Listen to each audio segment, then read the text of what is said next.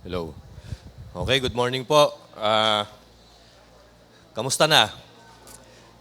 Kamusta na yung mga batang nakagraduate? Ayan, yung mga batang papasok naman. No? Yung iba, marami dito sa church na balitaan ko parang magtutungtong na ng college. No? Tapos yung iba, pag-graduate na ng elementary, patungong high school. Yung iba naman, pag-graduate na ng college. So may mga bagong bagong level kayong hinaharap ngayon. Ano po? Pero alam nyo ba, mga kabataan, kahit na gaano kahirap ang sitwasyon ngayon, ang buhay, dapat wag kayong panghinaan ng loob. Lalong-lalo na yung mga elementary patungong high school. At yung mga high school patungong college. Huwag kayong titigil ng pag-aaral kahit mahirap ang situation, kahit walang pangmatrikula. At alam nyo ba na kapag kung minsan ang mga kabataan, alam nyo ba yun, sa sobrang hirap ng buhay, sa sobrang depressed, sa sobrang hirap, sa sobrang mga dami ng struggle o problema sa buhay financially, ang nangyayari po, tumitigil sa pag-aaral, kaya lalong nahihirapan. Meron akong napansin sa internet, church, actually matagal ng awit to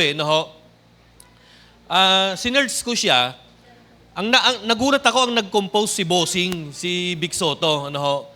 Yung title niya, parang dukha. Actually, ni-revive ito nung ages. Ito yung lyrics na nakita ko na kakaiba na masyadong depressing, masyadong negative, to the point na parang tinanggap na niya yung kanyang tadhana na ganun na siya, na mababa na hirap na. Tingnan natin yung lyrics, i-share ko lang, Ito yung sabi niya, ayan, Ako ay isang anak mahirap, ayan. Lagi na lang akong nagsusumikap, ayan. Sino dito yung nakaka-relate, ayan, Ito pa ang sabi, ang buhay ko'y walang sigla, ayan. Puro na lang dusa, ayan. Sino dito yung ganyan? Lalo na kapag napapansin mong ang mahal-mahal ng krudo, ang mahal-mahal ng bilihin, malamang mapapakanta ka ho nito, mga kapatid Tama mo ba? Guruin mo, ang buhay ko'y walang sigla. Puro na lang dusa. Ayan. Tingnan mo ngayon katabi mo kung mukhang nagdudusa na. Ayan, tingnan nyo pa yung karugtong. Ito. Next. Ayan. Sa akin ay walang tumatanggap. Ayan. Mababa raw ang aking pinag-aralan. Nakita nyo? Ito pa ang karugtong. Grade 1 lang ang tinapos ko. Ayan, no read, no write pa ako. Paano na kaya ang buhay ko? Ayan, Alam niyo, maraming mga Pilipino, ganito ang, ganito yung kanilang predicament, ganito yung kanilang situation, Gustong magtrabaho, gustong umasenso, kaya lang walang tumatanggap. Kaya napapasabi sila sa sarili nila, grade 1 lang ang inabot ko, no read, no write pa ako. Ayan, paano na kaya ang buhay ko? Ayan, Pero alam niyo, church, naniniwala ba kayo na kahit ganyan ang situation mo, kahit hardship, difficulties, full of crisis, naniniwala ka ba na pwedeng umangat, pwedeng mag-improve ang buhay mo, basta't gagawin mo lang manampalataya kay Lord at magsumikap? Mamaya meron akong i-share sa isang buhay ng mga kabataan na mahirap lang sila, actually, they were captives, they were enslaved, pero they were able to fight their Their difficult situation. Ito pa yung karugtong nung kanta. Sige, tingnan pa natin. Isang kahig, isang tuka, ayan, ganyan kaming mga dukha. Grabe, sobrang baba nung kanyang self-esteem. To the point na parang gusto na niyang maging manok. Tama po ba? Pero inihalin tulad mo yung buhay mo sa manok. Ikaw, saan mo naman maihalin tulad ang buhay mo? Sa daga po, ayan, kung saan-saan na lang tumitira, kung saan-saan sumusuot. Ayan, Church, listen, totoong mahirap ang buhay ngayon. Ang mahal ng bilihin, ang mahal ng gas, ang mahal ng pangmatrikula, saan ka pa mag-aaral, ayan. Pero alam nyo, kaya mong ma-overcome yan kung gagayahin mo itong 4 na kabataang modelo na i-share ko ngayong umaga. Ito po yung title natin, Being Excellent During Crisis. Ayan. Pag sinabing excellent, di ba, excel, nag-uumapaw, parang sobrang, kumbaga, pag sinabing excellent, parang valedictorian ka na parang summa cum laude ka na, kapatid. Naniniwala ba kayo na kahit na mahirap ang buhay, you can be excellent on your own? Tama po ba? Ano? On your own craft, mga kapatid. Ano? Tignan natin yung buhay ni Daniel. Bakit ko pinili ito? Kasi unang-una, si Daniel, yung kanyang lugar na kung saan nag-exist siya, related sa gera ngayon. Actually, si Daniel, he lived in Israel, and then when they were enslaved, he went to Babylon in Iraq, and then nung natapos yung Babylonian Empire, nung naghari na si King Cyrus of the Medes and Persia, napunta sila sa Iran. And you know what? Daniel, who is an Israelite, became friends with Persian king na si King Cyrus and Darius. Mga kapatid, ano po? Okay, tignan natin yung outline. Number 1, listen church. Ayan, ano? Sila Daniel, tsaka yung kanyang mga kaibigan, they experience suffering from captivity. Let us read yung verses 1 and 2 ng Daniel chapter 1. Okay, tignan po natin ito, ano? In the 3rd year of the reign of King Jehoiakim, king of Judah, ito yung hari nila, si Nebuchadnezzar, yung hari ng Babylon, no, yung Iraq ngayon, nagpunta sa Jerusalem para kubkubin. Sa verse 2, ano po ang nangyari? And the Lord delivered Jehoiakim, king of Judah, into his hand. Nakubkob, na-enslaved, nasakop yung kingdom of Judah. At ang nakakalungkot, church, sa pagkakasakop nila, along with some of the articles from the temple of God, ibig sabihin yung mga sacred things from the temple of God, from their church, ninakaw ni Nebuchadnezzar. Kinuha. At ang sabi, this he carried off to the temple of his God in Babylonia and put it in the treasure house of his God. So biruin niyo, church, yung mga sagradong bagay na para lamang kay Lord, kinuha ni King Nebuchadnezzar, ninakaw, pwersahang kinuha yung mga gamit na ito at inihandog sa kanyang Diyos sa Babylonia. So kung ikaw Israelita ka, malaking insulto ito. Malaking parang na-desecrate yung religion namin, yung templo namin. Parang dinungisan dahil sa pagkakabisids at pagkakakubkob. No? So tignan po natin ito, church. Ayan, ano. Sabi pa, then the king ordered Ashpenaz, the chief of his court officials, to bring in some of the Israelites from the royal family and the nobility. So ang sabi nung hari dun sa kanyang staff na si Ashpenaz, maghanap ka nga dan sa mga Israelita ng mga royal blood, no? Tsaka mga mayayaman. Gaano gagawin? Verse 4, ito po ang nangyari. Next. Young men, ang description, young men without any physical defect. Pero mo, no, pag sinabing bata, pogi point na yun, bata. Pangalawa, ito, without any physical defect. Uy, naka 2 points na sa pagiging pogi points to, ha? Ayan, ano, nakita na ba kayo ng ganung kabataang Pilipino? Ano ho? Kabataan, walang physical defect. O, ito pangatlo, handsome. Ayan, nakita na kayo ng ganyan, kabatid. Ano ho? Bata, pogi, tapos walang kapansanan, walang flawless. Ito pa matindi, showing aptitude of every kind of learning. Matalino, kapatid. Ano po? Well-informed, quick to understand. Ibig sabihin, fast learner ito, no? And qualified to serve in the king's palace.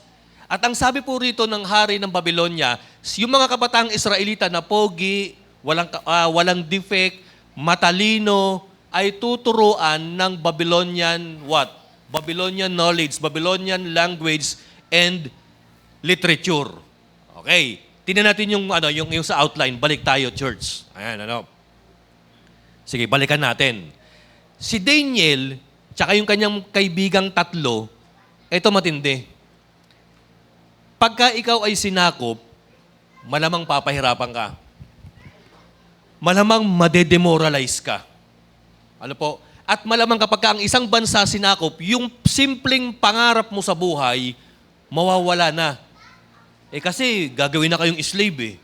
Pwersahin na kayo na alisin ang mga pangarap ninyo, ikukulong kayo, aalipinin kayo, aalilaing kayo. Pero ito ang point ko dito sa mensaheng ito, mga kapatid. Let's look at the next slide. Ano po?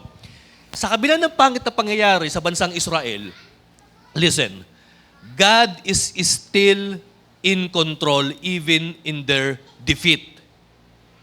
Ito ang maganda kay Daniel. Sinakop sila, inalipin sila, but the good thing is, he is qualified for scholarship. Bakit ko po nasabi? Kasi yung binanggit na category, young, handsome, matalino, walang defect, na kay Daniel lahat yun, mga kapatid eh. So sa kabila ng pangit na nangyari, kinubkob kami, inalipin kami, inalis kami sa aming homeland, dinala kami sa ibang lugar, pero at least qualified ako to be a scholar. Pangalawa, second point, aside from they were what? They experienced captivity. Pangalawang bagay, ito po.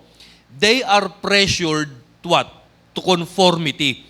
Ibig sabihin, itong mga Israelitang ito, nung hinuli sila, ang nais ng hari ng Babylonia, gawin silang Babylonian citizen.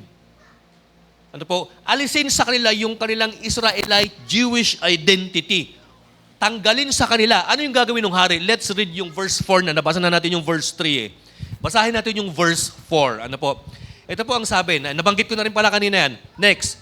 The king assigned them a daily amount of food and wine from the king's table.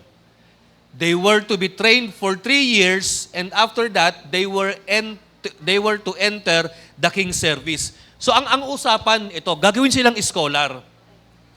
Bibigyan sila, merong silang allowance na pagkain. Abay, grabe, may pampabisyo pa, may pampaalak pa, mga kapatid ha. And they were to be trained 3 taon silang tuturuan ng Babylonian knowledge, literature, andyan yung physics, mathematics, science, lahat na ng subject na meron nung araw, ituturo sa kanila. At ang sabi, pagka-graduate, they gonna enter the king's service. Sa verse 6, tingnan po natin ito, ano, sino-sino po yung mga beneficiary ng scholarship ni King Nebuchadnezzar?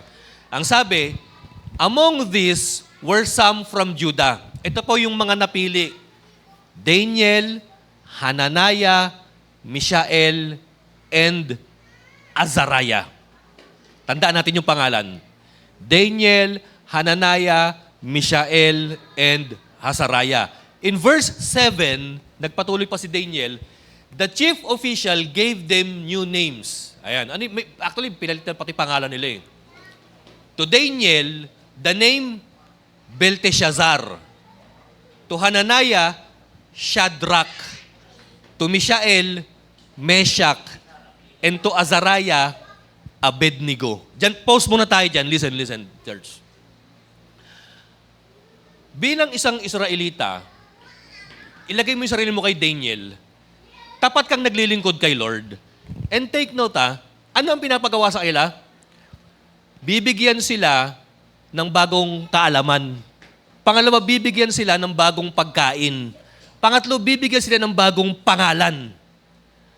Alam nyo, ang application nito, church, sa mga kabataang Kristiyano, the world will pressure you into conformity. Anong ibig sabihin? Alam nyo, yung mga kaalaman nyo patungkol kay Lord, babaguhin niya na sa libutan eh. Si Jesus, Son of God, Lord and Savior, hindi, tao lang yan, propeta lang yan. Babaguhin nila yung paniniwala ninyo kagaya nung nangyari kay Daniel. The king of Babylon is pressuring these young Israelite men para i-adapt, para ma-assimilate sila sa Babylonian culture. In the same way, ang mga kabataan ngayon, alam niyo sa pamamagitan ng social media, ayan po ang gagawin.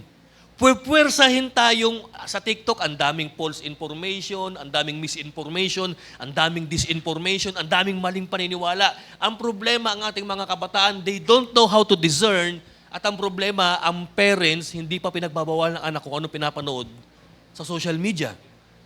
So kagaya nila Daniel, pinipersang baguhin ito. Ano ibig sabihin pag binago nila yung karunungan ni Daniel? Listen to this. Pag binabago ang karunungan, ibig sabihin, babaguhin nila yung mindset ni Daniel tsaka ng kanyang mga kaibigan.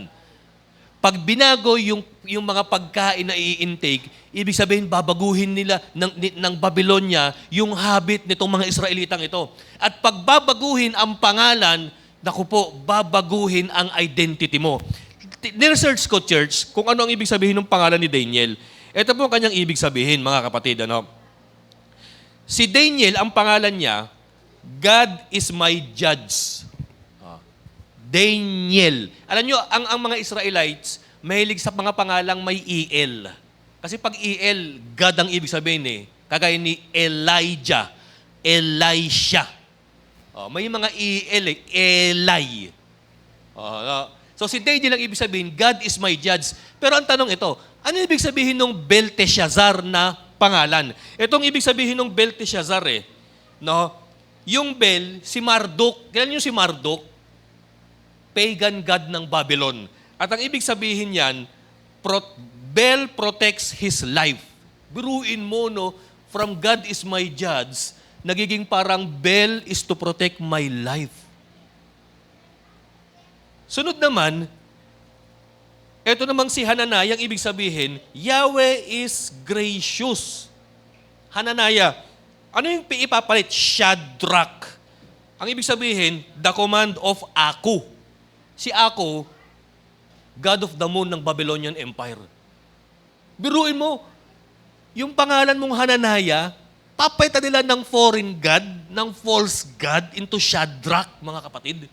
Tapos ito pa, si Mishael, ano ibig sabihin? Ang ibig sabihin ng pangalan niya, who is like God? Ang ipapalit, Meshach. Ibig sabihin, who is what Ako is? Ako na naman, yung God of moon ng Babylonian Empire.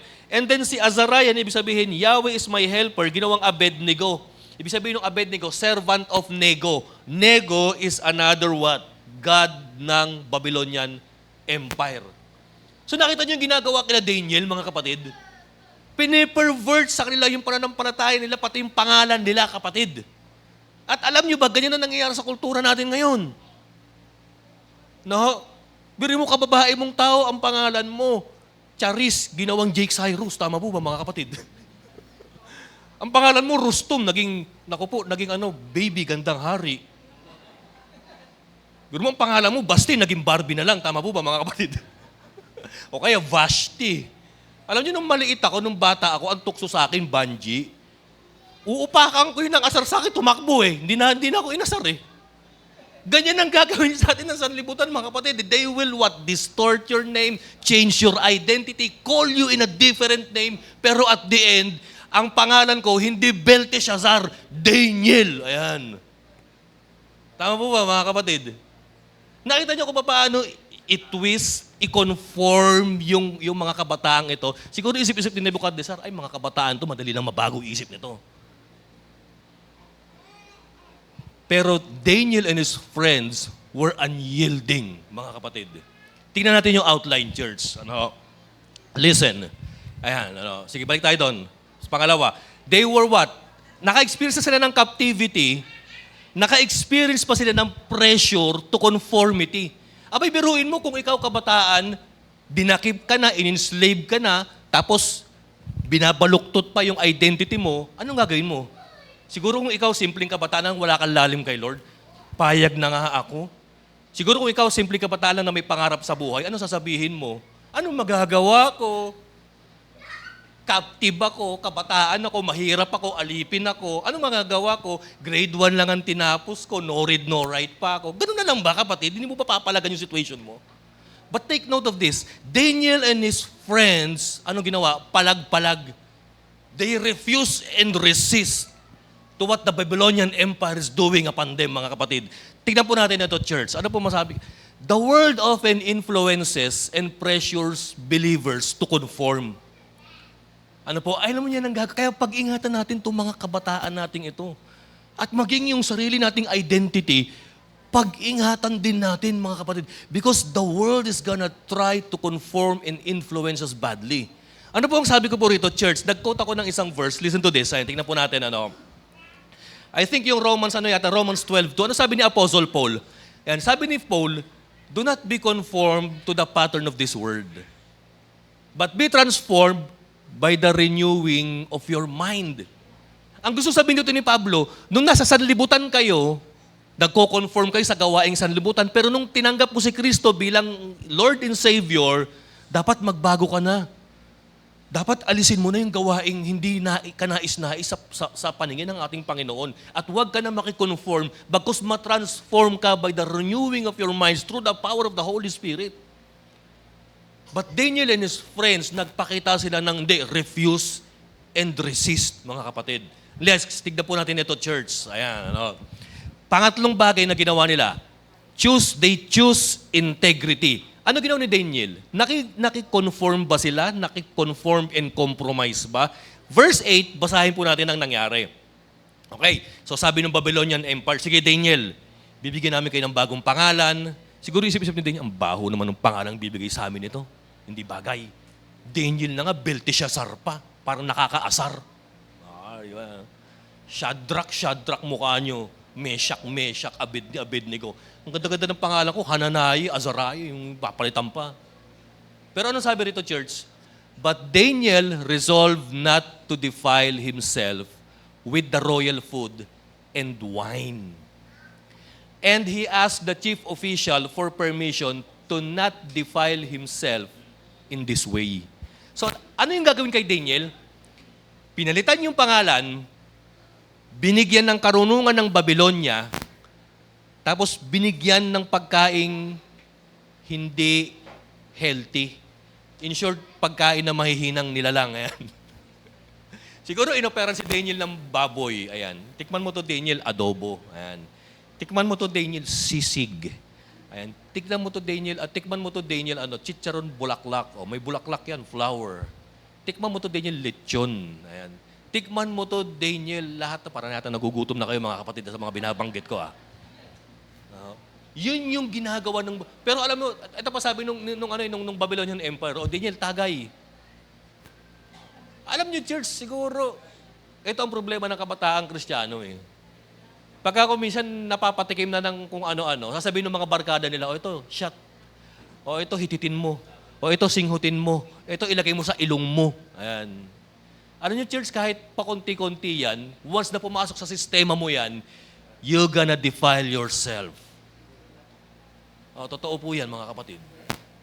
Ano nga ba yung sabi nung kanta nung datit nung araw? Nagsimula sa patikim-tikim.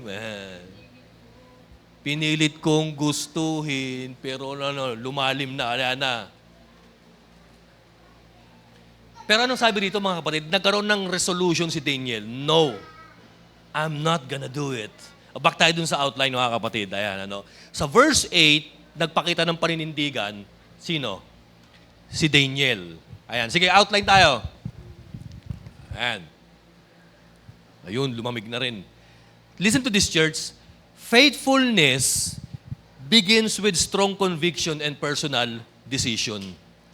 You cannot say faithful to God if nakikiconform, if nakikimingle tayo sa sanlibutan. Tama naman na makipagkaibigan tayo sa sanlibutan, pero hindi tayo makikiconform. Hindi tayo magpapa-impluensya. Makikipagkaibigan tayo sa sanlibutan, tayo ang mag-i-impluensya. Tayo ang magdidictate ng situation. Hindi sila ang magdidictate ng situation. Tama po ba? So dito po, pinakita ni Daniel yung kanilang faithfulness. And it begins with strong conviction with personal decision. So ano nangyari? Pumayag ba ang king of Babylon o pumayag ba yung servant ng hari na bigyan sila na hindi sila pakainin? Let's read yung verses 9 hanggang sa mga sumusunod. Ito pa another thing. Small compromises can lead to bigger ones. Ano nga sabi ko kanina? Yung bang maliit na patikim-tikim, lumalaki yan mga kapatid eh. Actually, lahat naman ng unang bagay sa una mahirap eh. Totoo po yan. Sa una, mahirap yan. Pero pagka nakasanayan mo, nagiging madali na yan. Una, mahirap magsinungaling. Pero kapag nakasanayan mo, yung pagsisinungaling parang, uy, ganun na lang. No? Nung una, mahirap yung magbisyo, pero pag natikman mo, ganun na lang din. Nung una, parang mahirap gumawa ng mga masasama, pero pagka once na nakahumalingan mo na, madali na lang din. Pero si Daniel, napapansin niya na parang gusto nang i-invade ng kaaway yung kanyang pagkatao at yung kanilang identity. Umpisa pa lang, hindi ako titikim niyan, hindi ako iinom niyan. Tawagin niyo na ako kung anong itatawag niyo, pero ako pa rin si Daniel. They refused and they resist, mga kapatid. Another thing, tingnan pa po natin ito, yung sa outline ulit, tingnan po natin yung karugtong, mga kapatid. Ano yung sunod na nangyari when Daniel refused, mga kapatid? Ayan, Sa verse 9 hanggang 16, nagpakita sila ng obedience. Kaya lang yung kanilang obedience, kailangan consistent. So, obeying consistently. Let's read yung verses 9 to 16. Ano po ang nangyari? Now, God had caused the official to show favor and sympathy to Daniel. Kasi yung official parang nakinig kay Daniel eh. No, kumbaga, ino-opera niya ng lechon si Daniel. Sabi ni Daniel, bawal sa relihiyon namin yan, makolesterol yan, mataba yan. Pero biro mo yung official na nag-o-offer, inimpluwensyahan ni Lord para mag-cause ng favor kina Daniel.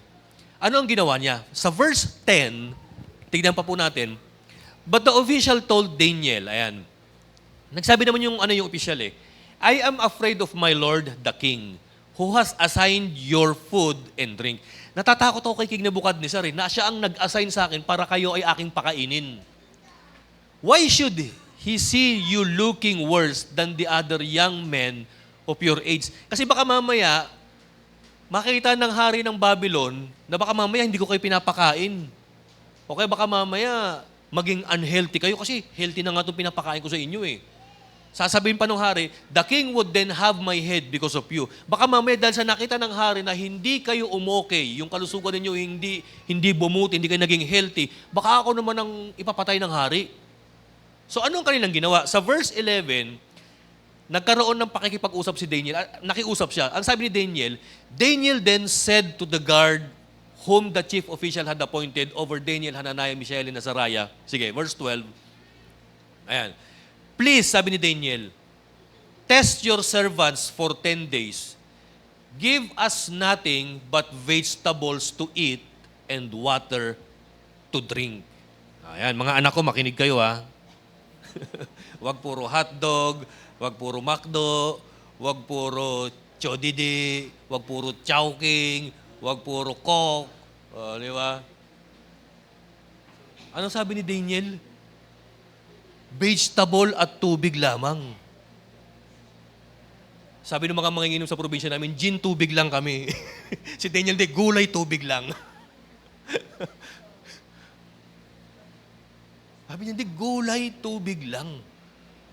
O tanungin ko ho kayo mga kapatid, ano mas gusto nyo? Pastor, para kasi ang sarap ng crispy pata, yung mga pinagbababanggit mo kanina eh.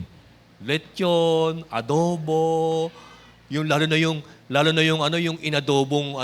adobong laman loob ng baka na may sili na maanghang-anghang, tapos lagyan mong sisig na may mayonnaise at itlog, tapos crispy, naku, ang sarap mo. Tapos hindi lang yan, hindi lang tubig, paparisa mo ng malamig na Coke o kaya iced tea, naku. Sarap nito, pagkatulog mo nasa langit ka na, kapatid.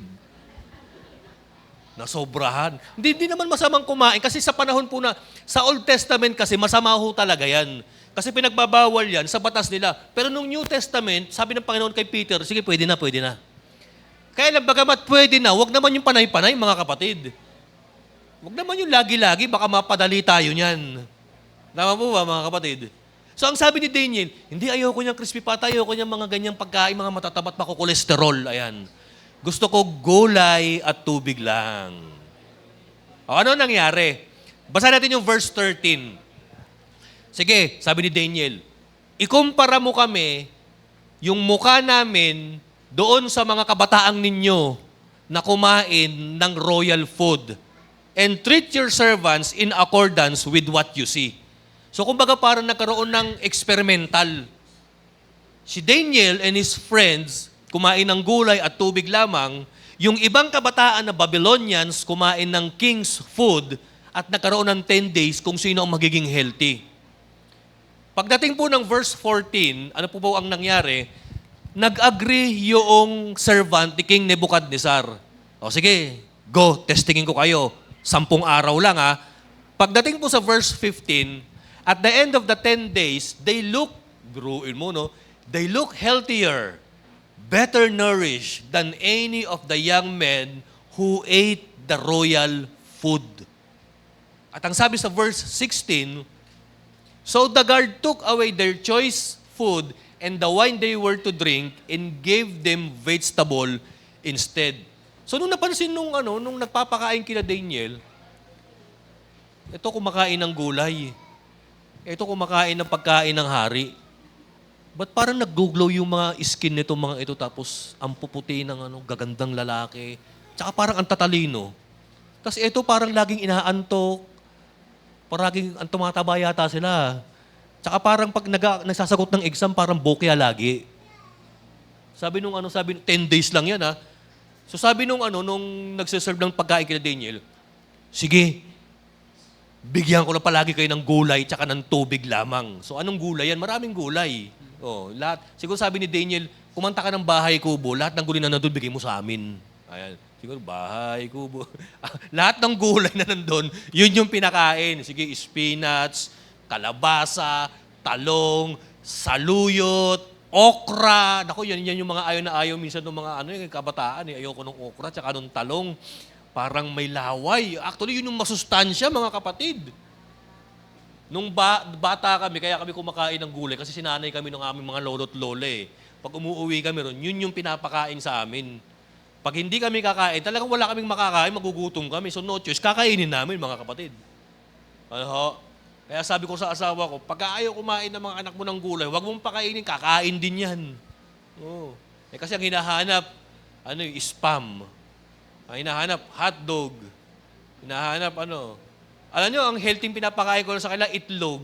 O, sige, kaya lagi sa rep namin may itlog, mga kapatid. Kasi yun yung nila, pag hindi trip ang pagkain, itlog. Ayan, So, mga kapatid, ako naniniwala dito sa sinasabi ni Daniel Maggulay tayo. Ayan, tingnan mo natin yung outline. Balik tayo dito, church. So, ito na nangyari. Daniel refused to defy himself by the royal food. So they obeyed consistently. Tingnan po natin yung karugtong dito, church. Ayan. Listen. Obedience to God requires wisdom and courage. Bakit wisdom? Kasi alam ni Daniel kung paano makipag-usap dun sa opisyal. Alam niya kung paano wag ma-offend ito at alam din niyang manindigan sa kanyang pananampalataya. Ang tinuro sa amin, ang nakalagay sa Bible namin, bawal kaming kakain yan, huwag kami kakain yan Pero wag, gulay po ang ibigay niyo sa amin. So tandaan natin, obedience to God requires wisdom and courage. Another thing, ito na yung last part. Pagdating na nung natapos na yung araw na pinakain ng gulay, tubig si Daniel, at ito naman mga royal food lang, let's read yung verses 17 to 21. Ito na po ang nangyari. Daniel and his friend, they performed excellently. So sabi, these 4 young men God gave knowledge and understanding of all kinds of literature and learning. Saan nanggaling, church, yung knowledge ni Daniel? Tsaka anong kanyang kaibigan? Hindi lamang po sa gulay na kinakain nila. Ang sabi, si Lord. Bakit kaya si Lord ang nagbigay ng knowledge kay Daniel? O listen to this. If you choose to honor God, God will honor you in return. If you choose to honor God, God will honor you in return. Ano pa po ang nangyari rito? Sabi pa po, and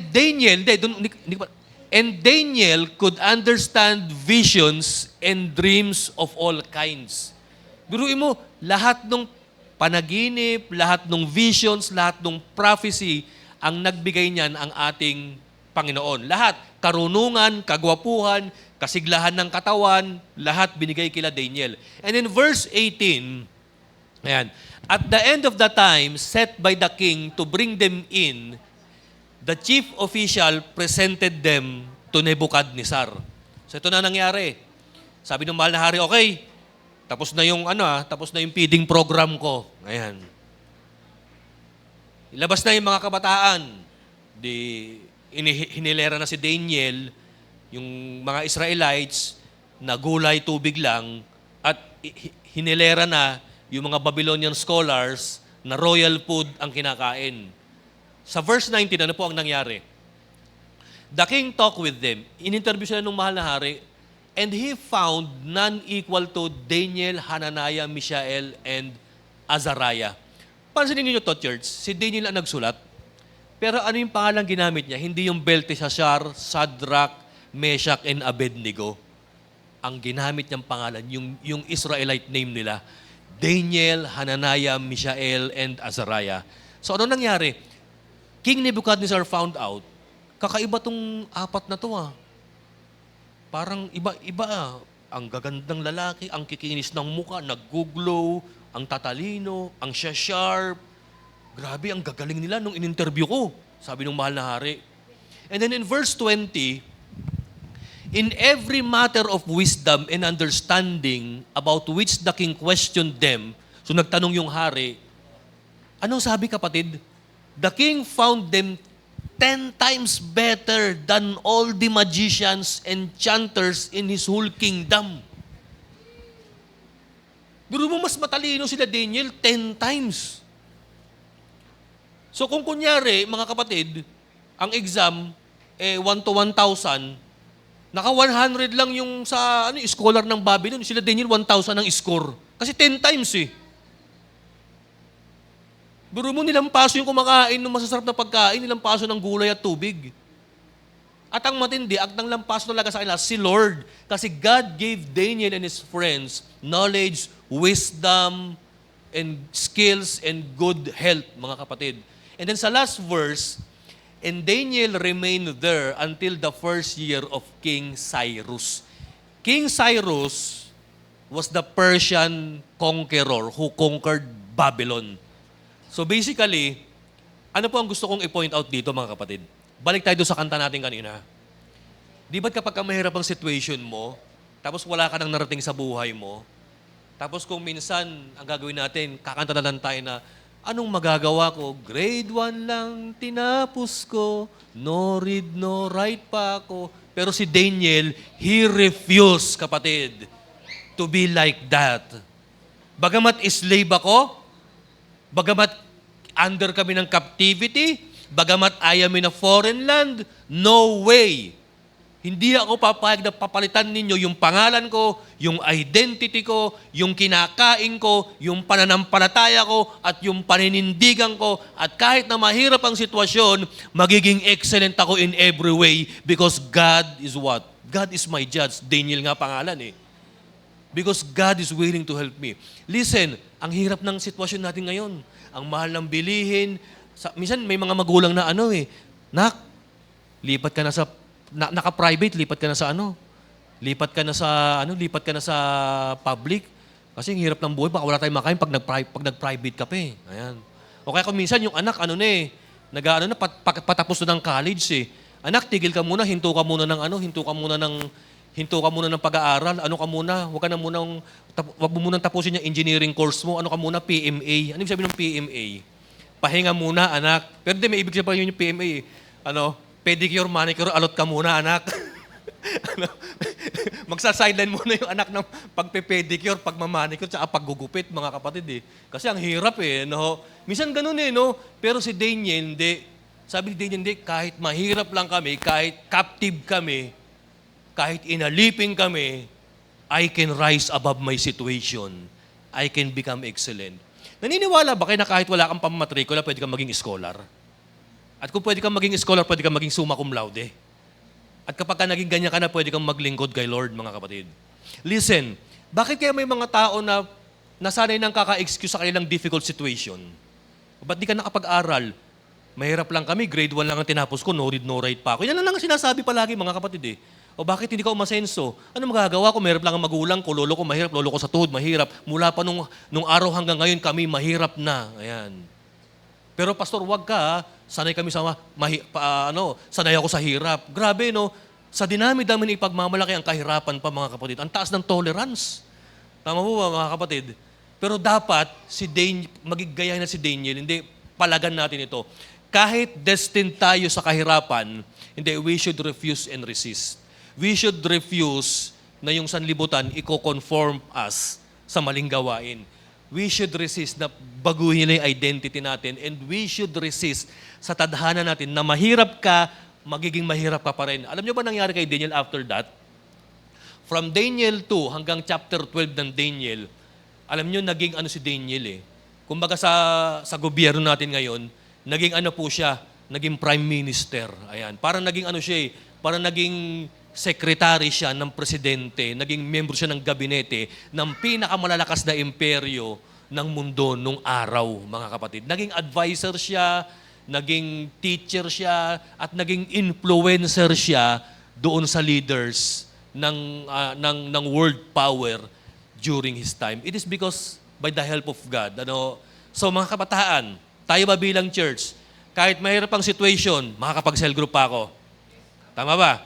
Kahit kahit maraming trabaho, kahit walang pera, hindi, makakapaglingkod pa rin ako. Ayan. Kayo mga kabataan, kahit walang pantuition, hindi, makakaraos ako sa kahirapan kasi tutulungan ako ng ating Panginoon. Ano? Dito na po tayo magtatapos. Tignan pa po natin dyan yung karugtong. Sige. Listen. Honor God with whatever you do and your plans will succeed. Proverbs 16:3. And another thing, ito pa next. If you honor God, God will honor you in return. God honors those who honor Him. Alam mo, pag inuna mo si Lord, uunahin ka rin niya. Pag naging tapat ka kay Lord, magiging tapat din ng Panginoon sa'yo. No? Next, conclusion. Dito na po tayo matatapos, church. Ano po yung matututunan natin? Ano? Number 1. Our integrity and identity in God must not be compromised. Ano sabi ko kanina? Di ba anong plano ng Babylon Empire kila Daniel? Pakainin para mabago yung habit, turuan para mabago yung mindset, palitan ng pangalan para mabago ang identity. Ganyan ang ginagawa ng sanlibutan sa atin. Pero Daniel choose not to compromise. He choose not to be assimilated sa maling tradition at kultura. At siya ay nanindigan with integrity. Hindi niya hinayaang maimpluwensyahan yung kanyang identity kay Lord. Ayan. Pangalawa, ito po. Second thing, stand firm even when surrounded by ungodly influences. Actually, ini-influensyahan si Daniel nung alalay nung hari. Kainin mo to, baboy. Kumain ka nito. Minom kayo ng alak. Pero ano nangyari? Baliktad Si Daniel pa yung nakapag-influence kanino? Doon siya nagpapakain sa kanila. Alam niyo, siguro nakita nung nagpapakain sa kanila, mas healthy pala kumain ng gulay tsaka tubig lang Mas okay pa pala to Ang tubig at gulay pala nakakapogi. Ayan, nakakatalino, nakakagandang lalaki pala. Ayan. Yung mga pagkain ni mahal na hari, nakaka-high blood Nakakabobo yung mga yan. Yung ganun no? So siguro yun yung realization niya At ang matinding realization, malamang si Daniel, he shared his faith.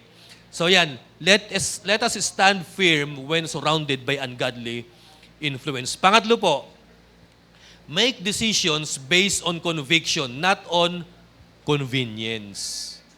Ano mas masarap? Royal food, gulay food, bahay kubo food. O wag na tayong siyempre royal food, mga kapatid. Sarap-sarap kaya kumain ng mga ganyan. Pero si Daniel, hindi siya nagbase sa convenience Nagbase siya sa conviction, mga kapatid. Ito yung paninindigan ko, sabi ni Daniel. Then yung pang-apat, ayan. Church, tandaan nyo, hindi ko naman tinuturong wag na kayo kakain ng mga ganyan Pwede naman kumain. Kaya lang wag panay-panay. At kung kakain kayo, isama nyo ako. Tama po ba, mga kapatid? Ayan And then pang-apat, trust God even when life feels out of control. Huli na ba yan? May isa pa kay next. Pinakahuli. Ay, wala na. Sige po, tayo po tumayo, mga kapatid. Ayan. Church, kabataan, lalo na kayo mga kabataan, tandaan nyo, sabi nga nila, ang daming influencer daw sa social media. Ang tanong ito, paano kung kaya kayo ay si Daniel, dinala kayo sa foreign land, inintroduce kayo sa foreign belief, foreign religion, foreign God, pakakainin kayo ng foreign food, pagagawin kayo ng mga bagay that contradict to your faith, ano nga gawin mo? Are you gonna act based on your convenience or on your conviction, mga kapatid? Kagaya ni Daniel, ang hirap ng sitwasyon, ang hirap dumiskarte. Kahit na anong diskarte, Panginoon, wala akong maipon, hindi sapat Pero alam mo si Daniel, ganun din. Enslave ako, captive ako, inalitin ako. Pero hindi, pwede pa rin ako maging excellent. Naging scholar, kapatid At ang sabi, they became 10 times better than the scholars of Babylon. Alam mo, kabataan, kung may pangarap ka, ituloy mo. Kung nahihirapan kayo ngayon sa pag-aaral, fight for it. Study hard. Si Daniel gano'n ang ginawa Hindi niya hinayaan na ma-influensyahan siya ng wrong thinking, wrong identity, and wrong habit. Ang hinayaan niya, niyakap niya yung kanyang relationship kay God. He stand with conviction. And at the end of the day, since Daniel honored God, God honored Daniel in his prayer. Ang sabi ng Panginoon, sige, ipapakita ko Daniel, mas matipid kayo sa mga scholar ng mga Babylono. Mas magaling kayo kaysa sa mga taga-sanlibutan. Dapat po ang church natin ganyan. Yung mag-strive tayo for excellence kahit mahirap yung situation. No? Kahit na hindi mo na ma-face yung cell group, hindi mo na ma-asikaso ang ministry, hindi, tuloy mo pa rin. Unahin mo pa rin i-honor si God kasi ako naniniwala at the end of the day, those who honor God, God will also honor them in return. No? So inulan ni Daniel si Lord eh. Pinagtanggol ni Daniel si Lord and Daniel based his conviction sa kanyang faith kay God and we obeyed on it mga kapatid. Kaya ano nangyari? Ang ending naging excellent. No? Siguro kung ibang tao lang si Daniel, mapapakanta na yan eh. Grade 1 lang tinapos to, no left, no right pa ako. Pero hindi, sabi na, hindi yan ang team song ko. No? Ang team song ko, I am a conqueror, I am an overcomer, I am a son, I am a child of God. Lahat ng pagsubok sa buhay, kakayanin. So church, kahit na anong hirap ngayon ang situation natin, mahal ang bilihin, mataas ang mga ang petroleum product, no worries. Because in everything na kahit anong mangyari, God is still in control. And pwede pa tayong magbigay, mag-act, no, ng mabuti at mag-serve kay Lord at maging excellent ang ating buhay. Tayo po yung tayo po manalangin. Father, salamat po Lord sa buhay ni Daniel and his 3 friends, Father. Lord, napakagandang inspirasyon, Panginoon, na ginawa ng mga kabataan ito. Na bagamat against all odds, yung situation, na talagang bagsak na bagsak sila, pero Lord, dahil pinakita ninyo at pinakita nitong mga magkakaibigan na ito, na kahit sa kabila ng meron na situation, na overcome nila, naging excellent pa nga sila, Panginoon, sa situation nila eh. Lord, sa mga kabataan dito, sa mga kapatid ko, hindi pala problema ang kawalan. Ang problema pala, Panginoon, yung aming faith and conviction and obedience, Panginoon. Lord, sana, kahit sa kabila ng crisis, mapakita pa rin namin, Panginoon, ang aming faith, conviction, obedience, and honor unto you. So that at the end of the day, Panginoon, makakagawa pa rin kami ng excellent service sa inyo. Salamat, O Lord. Salamat sa buhay ni Daniel. Salamat for everything. Lord, ito po kami panalangin. In Jesus' name we pray. Alam mo na naglilingkod kay Lord ay magsabi ng Amen.